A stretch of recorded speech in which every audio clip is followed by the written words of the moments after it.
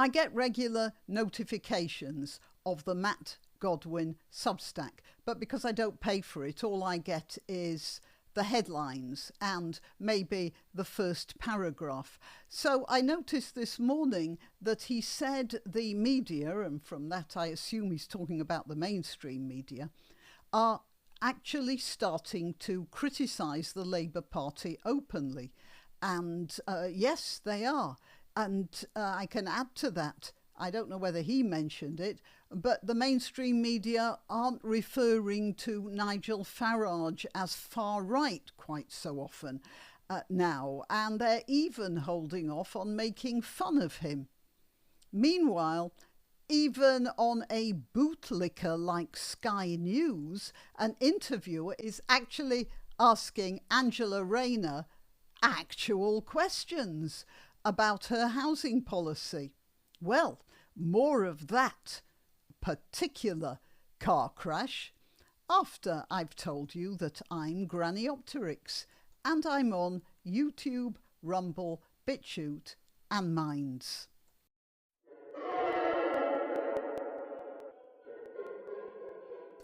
So let's hear Angela Rayner being asked actual questions. All right, let me ask you about another element of this. On the present densities, you're going to add 3.4 million, or homes for 3.4 million people with your 1.5 million houses. On your own figures, we're also going to add to our population 2.5 million people over this same period. Are you content that more than 5 out of 7 new homes will go to immigrants? Well, that's not the truth, and that's not the case. That's what will happen. Well, that's not the reality, because where the 2.5 million immigrants that are in Rachel Reeves' budget figures going to turn out? Where are they going to live?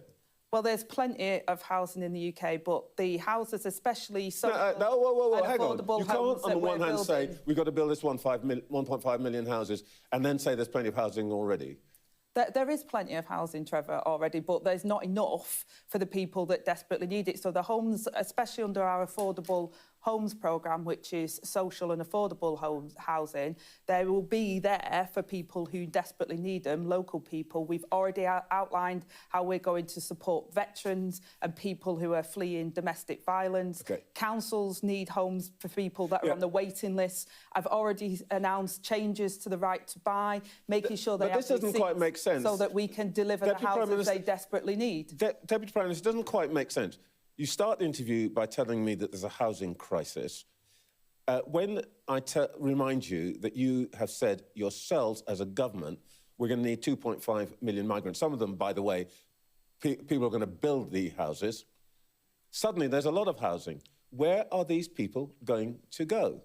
Well, Trevor, first of all, when you say about building as well, the previous government did use migrant labour far too much instead of actually... I've just got to break in here. It has become a mantra now in the Labour Party to, when asked a question, blame the previous government. It's not that I think the previous government are actually blameless. Oh, no, there's plenty we can blame them for. But this is now the go-to answer. I just had to interject that. Sorry if I spoilt the flow. Building skills here in the UK. I've announced £140 million for new construction hubs so that we can train people here to deliver those housing. So I don't accept that we're going to bring migrants in for that. We've always said that actually we need to skill our own people up. But equally, we need to build the homes that people need. Nobody's had a focus on social housing for a generation, and I'm going to build those homes because far too many people at the moment are waiting on council housing lists, and I've got to fix that.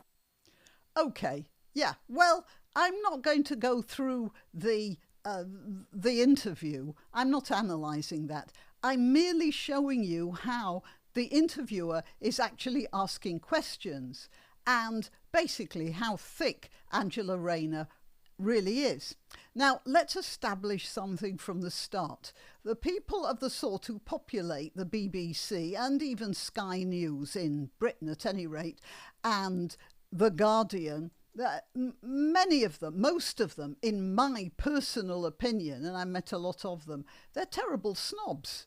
So it wouldn't be surprising if at least part of their deflating attitude to the Labour Party comes from their feelings of disquiet with Keir Starmer himself and his flat, lower middle class accent.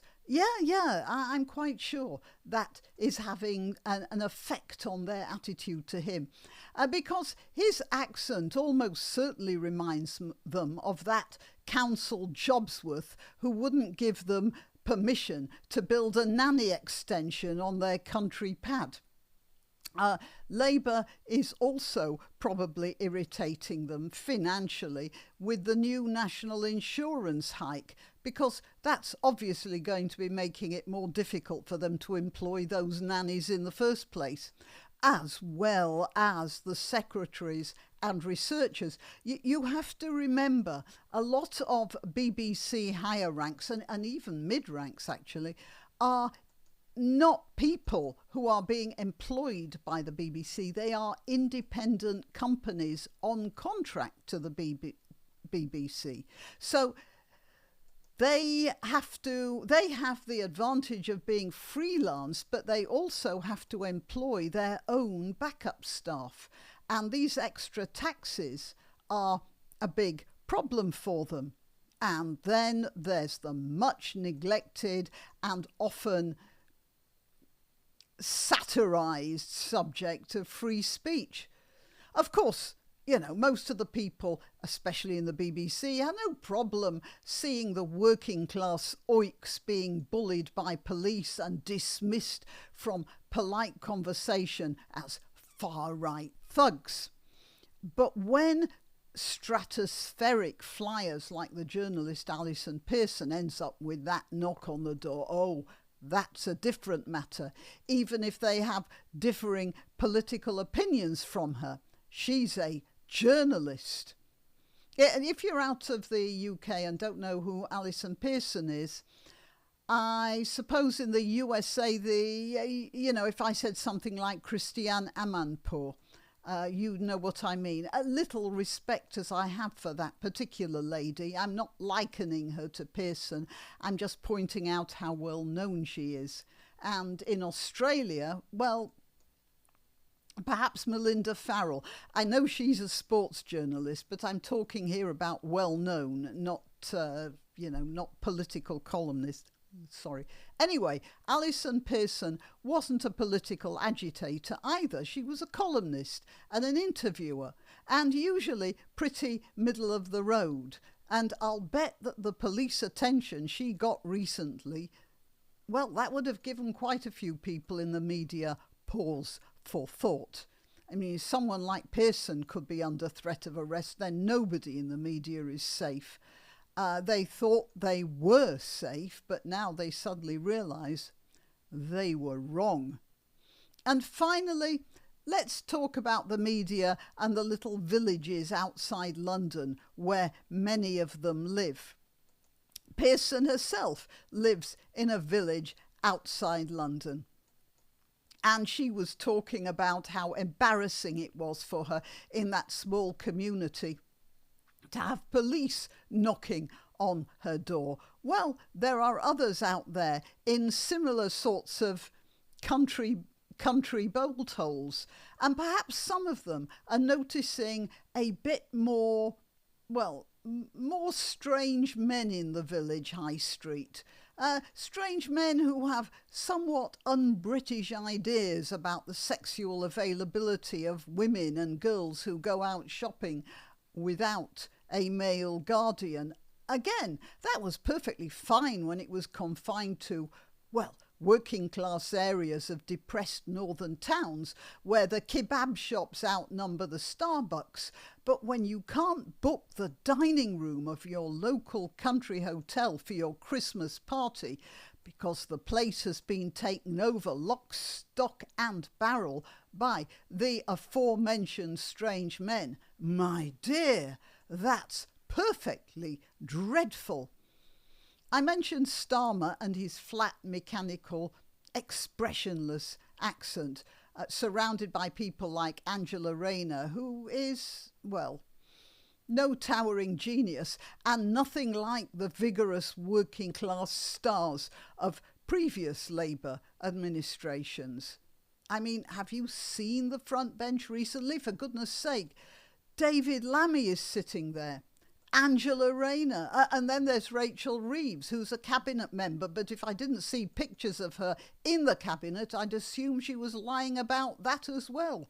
Now, the intellectuals of the BBC didn't mind thick Labour Party place fillers to begin with, so long as they were controllable. But unfortunately, most of them appear to be so abysmally stupid that they're not even as controllable as they should be. And that's a big problem for the media. The Labour Party cabinet apparently aren't even bright enough to care whether the BBC agrees or not. And now the BBC, and I'm saying the BBC, but there's The Guardian, there's The Observer, there's Sky News, they've discovered that this monster is now beyond their control.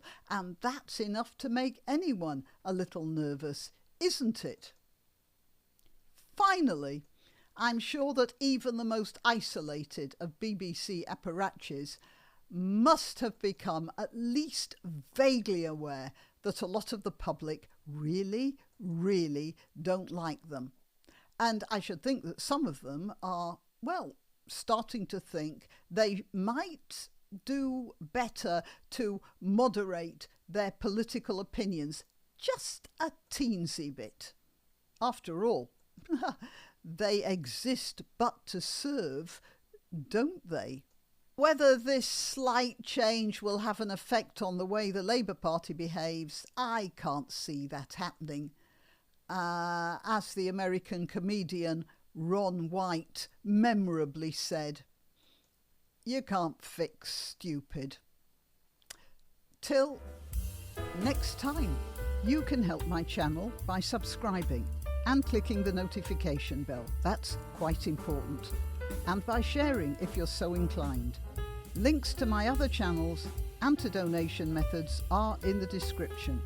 But the best way you can help is simply by clicking like and notify. Thank you.